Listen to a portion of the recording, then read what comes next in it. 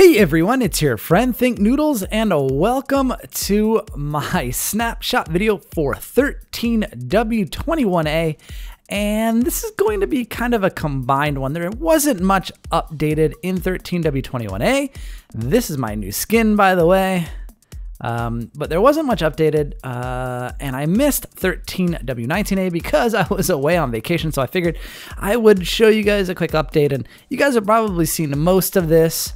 These are the new colored hardened clay, and I remember Dinnerbone had tweeted a picture of possibly colored wood, and people said, no, it's ugly. So he came up with the colored hardened clay, which is actually really cool because when you dye these, and the way you make it is the following. You just take hardened clay and you put the dye around it. So I can show you here how to make gray hardened clay. Let's do that.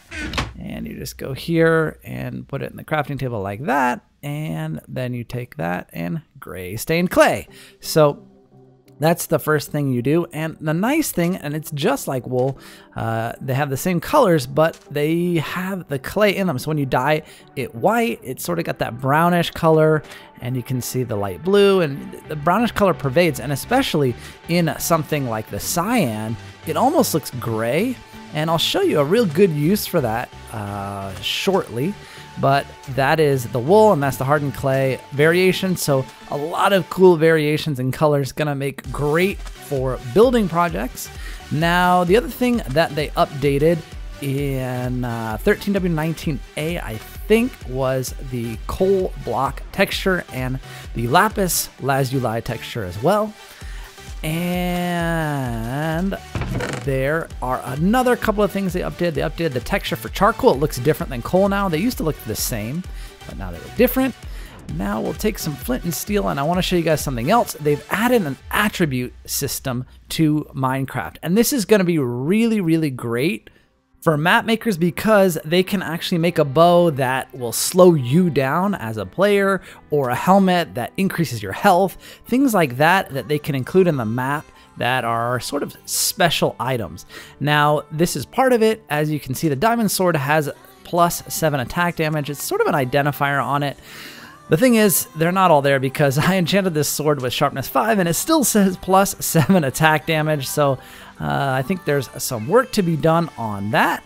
You can also see that they updated the information on the potions. So 20% for Potion of Swiftness. Speed 2, you get 40% speed boost. And as you can see here, Potion of Strength, you get +1 attack damage. And Strength 2, you get 2.3 attack damage. And then I'll show you guys a couple of things. First of all, they changed the system for accessing the horses and the donkeys. So first of all, let's go ahead and talk to this pack mule here, and you can see he has his own little inventory here, and it's smaller than a normal chest, which has just been changed, and we can put stuff in there.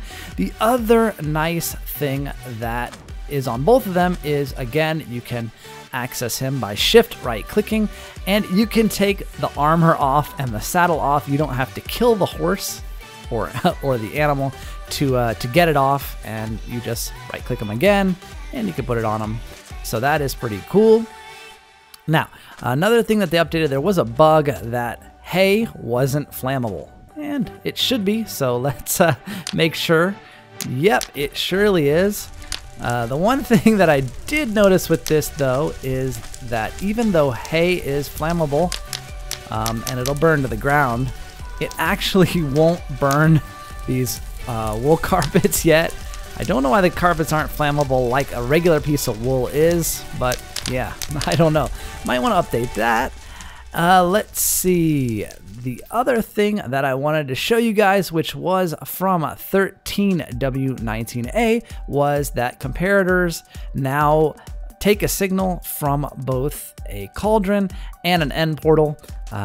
If you put an end portal here and activate it, it will give the redstone comparator a signal, but I don't really know a use for that other than for map makers to make it sort of a doorway opening type of thing, but I can see a use for the cauldron, and when it's completely full, it outputs a signal of 3, and you can see this is lit up, and if we take one bottle out, it turns it off because it goes to 2, and you can see if I take it out, it goes to 1, and finally it'll shut off if I take out the third one. So that is useful as well. And I wanted to show you guys one other thing.